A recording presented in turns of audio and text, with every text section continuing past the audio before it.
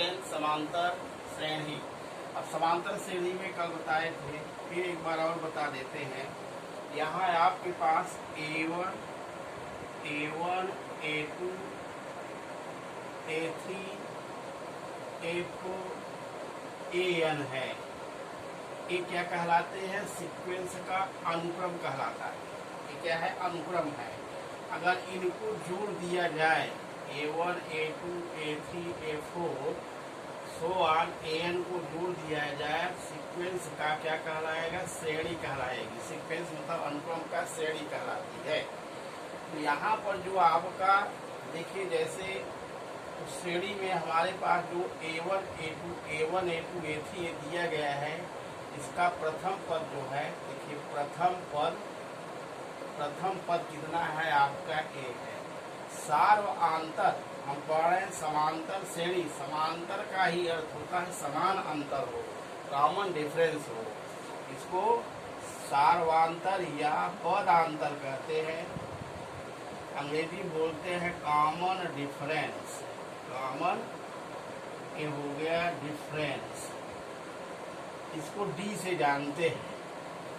D बराबर क्या होगा? द्वितीय पद A2 minus A1, A3 minus A2, A4 minus A3।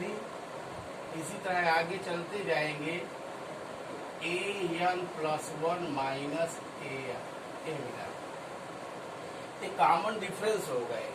यानी द्वितीय पद में प्रथम पद, ये आपका प्रथम पद है, ये द्वितीय पद है, ये तृतीय पद है, ये चतुर्थ पद है, ये आपका अंतिम पद है।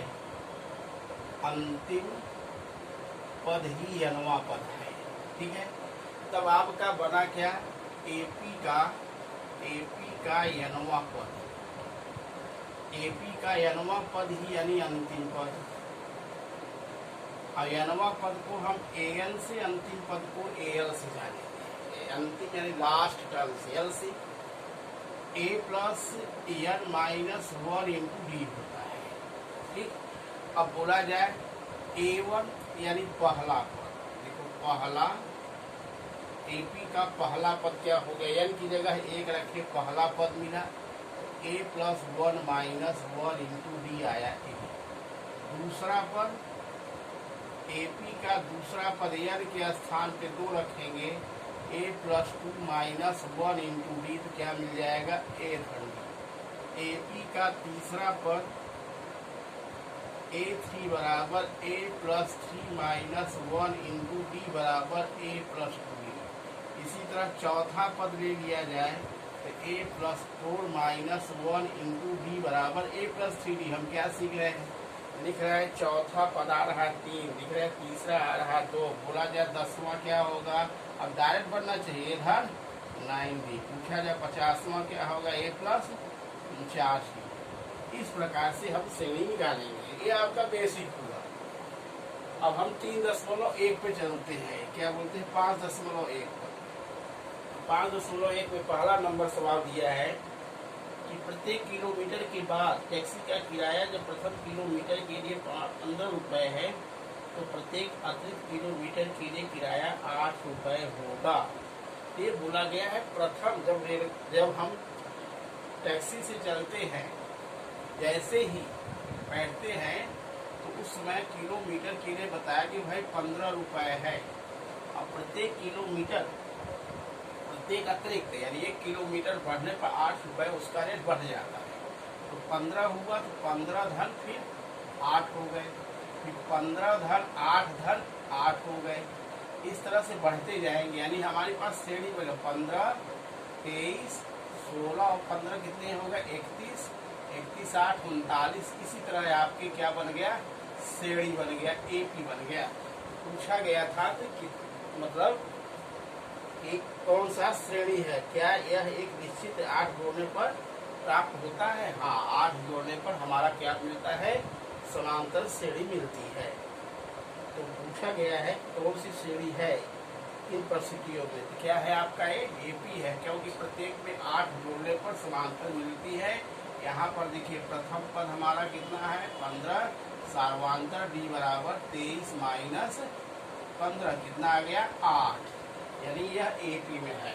ठीक है, ये पहला नंबर सवाल था और इसमें 4 दिए हैं। अब चारों को 4 में एक और बता देते हैं। जैसे चौथा नंबर है, खाते में प्रत्येक वर्ष का मिश्र धन रुपया इतना 8% वार्षिक दर से चक्रवृद्धि ब्याज में जमा होता है। तो चक्रवृद्धि ब्याज में जब जमा होता है चौथे नंबर में, तो आप पढ़े होंगे चक्रवृद्धि ब्याज बराबर P इंटू 1 धन R बटे 100 की घात क्या होता है यन हुआ। वो किसके लिए बोला गया है? प्रत्येक वर्ष के लिए, 1 वर्ष के लिए, 2 वर्ष के लिए, 3 वर्ष के लिए, 4 वर्ष के लिए। R का मान दिया है 8%, पूंजी हमारे पास दिया है 10,000 रुपये, 10,000 रुपये दिया गया है, ये हुआ। अब इसके बाद बताया गया है कि अब यहाँ पर श्रेणी क्या मिलेगी? देखिए पहला पद लेते हैं अगर हम यन के स्थान पर एक देखो पूंजी रखेंगे 10,000 हुआ, ये मिला। और एक धन कितना? R का मान 8/100 हुआ, बटे घात 1 ले लिए 1 वर्ष का। फिर 10,000 दिए है कि 1,000? 10,000 है, 10,000 ये हुआ। फिर 1 धन 8/100 की घात 2। इसी तरह से 10,000 1 धन 8/100 की घात 100 की घात कितना मिला? 3। ये श्रेणी चलती जाएगी। अब यहाँ पता लगाना है समांतर में है कि नहीं। जैसे अब इसको हल करना थोड़ा, 10,000 हुआ 108/100 हो गया। ये 10,000 रुपये 108/100 का स्क्वायर हो गया। यहाँ 10,000/108/100 का क्यूब बन गए। इस तरह चलते जाएंगे। देखो 2 शून्य कट गया, बचा 10800। इसी तरह से यहाँ पे 2 4 शून्य कट गए, 108 का स्क्वायर बचा। जो भी आए लिख लेंगे। इसी तरह इसको करेंगे 3 शून्य, तो क्या बन जाएगा? 108 का क्यूब बटे 2 क्या 6 शून्य देगा, 2 शून्य बच गया, बचा 100। तो क्या देखिए एक दूसरे में घटाने पर क्या सर्वांतर समान संभव ही नहीं है। यह एपी में नहीं है, एपी में नहीं है। क्यों नहीं है? क्योंकि आप घटा के देखिए सार्व अंतर, क्योंकि सार्व अंतर समान नहीं है, सार्व अंतर समान नहीं है। इस कारण आपका ये एपी में नहीं है। तो हमें पता लगाना है एपी में है या नहीं। ठीक है, अब चलते हैं आगे चलेंगे। प्रश्न क्रमांक 2 में बताना है कि एपी के प्रथम 4 पद ज्ञात करो और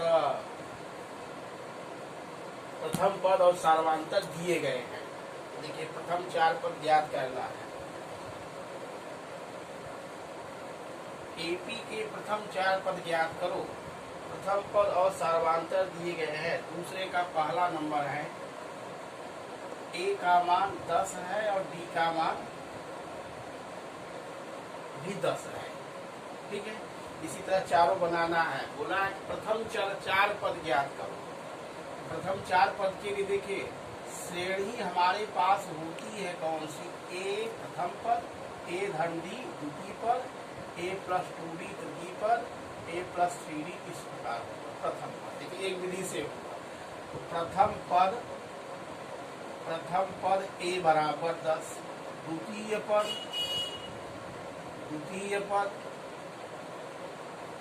a धन d बराबर a 10 हो गया, d 10 कितने आ गए? 20। तृतीय पद a + 2d यानी 10 धन 2 गुणे 10 कितना आ गया? 30। चतुर्थ पद a + 3d, a हो गया 10, 3 गुणे 10 बराबर 10 × 30 = 40। तो श्रेणी क्या बनी चारों पद की? 10, 20, 30, 40। 4 पद पूछा है, 4 निकाल दी। इस फार्मूले से निकालना तो चारों को आप इस तरह से निकाल सकते हैं। तो प्रथम 4 पद आप जान गए।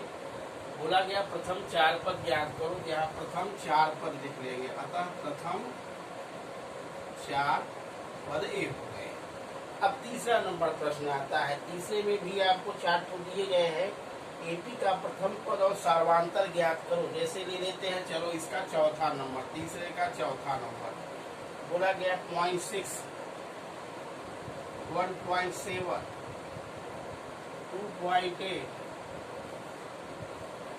और 3.9 ये श्रेणी दी गई। बोला प्रथम पद और सार्वांतर ज्ञात करो। देखिए प्रथम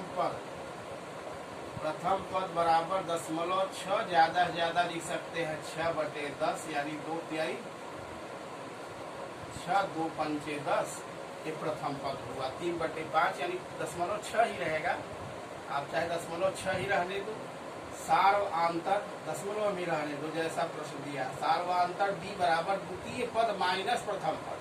द्वितीय पद हमारा क्या है, A2 माइनस A1 से जानते हैं, तो A2 हमारे पास कितना है 1.7, A1 कितना है 0.6, घटाएंगे क्या मिलेगा 1.1। ये प्रथम पद और सार्वांतर आ गए, देखिए कितने सरल है। इसी तरह तीसरे पद में जाएंगे। हाँ, अब इस चौथे नंबर प्रश्न में बोला है कौन कौन से एपी में है, सार्वांतर ज्ञात करो, प्रथम 3 पद भी ज्ञात करो। जैसे पहला नंबर दिया है, चौथे का पहला है, दिया गया है 2, 2, 4, 8, 16। बोला एपी में है, सार्वांतर ज्ञात करो। यहाँ प्रथम पद कितना है आपका 2, सार्वांतर कितना होगा, सार्वांतर डी बराबर द्वितीय पद माइनस प्रथम पद। 4 में से 2 घटाएंगे 2 आएगा, 8 में से 4 घटाएंगे तो देखिए 4 में से 2 घटाए 2 आया, 4 में से 2 घटाए 2 आया, लेकिन 8 में से 4 घटाएंगे कितना आएगा 4 आया, यानी सार्वांतर समान नहीं है। यहाँ पर सार्वांतर समान नहीं है, इसलिए एपी में नहीं है, इसलिए एपी में नहीं है। अगर होता तब प्रथम 3 पद ज्ञात करते, नहीं है छोड़ देंगे, ठीक है। जैसे पहला पूछा, बोला कौन से हैं, जो होंगे उनको ज्ञात करना है, जो नहीं है उनको ज्ञात नहीं कर। ए और डी मिल जाएगा, देखना पड़ेगा आपको घटा करके है या नहीं है। इस तरह चौथा भी बनाइएगा तो आपका ये एक्सरसाइज समाप्त हो जाता है। कौन सा 5.1 का। अब इनके आधार पे आप बनाइए, जो न बने उन्हें पूछेगा, फिर कल इसी को फिर आगे लेके चलेंगे। हाँ, तो देखो 2 का अच्छा है। हाँ चलो अब 12 का अच्छा।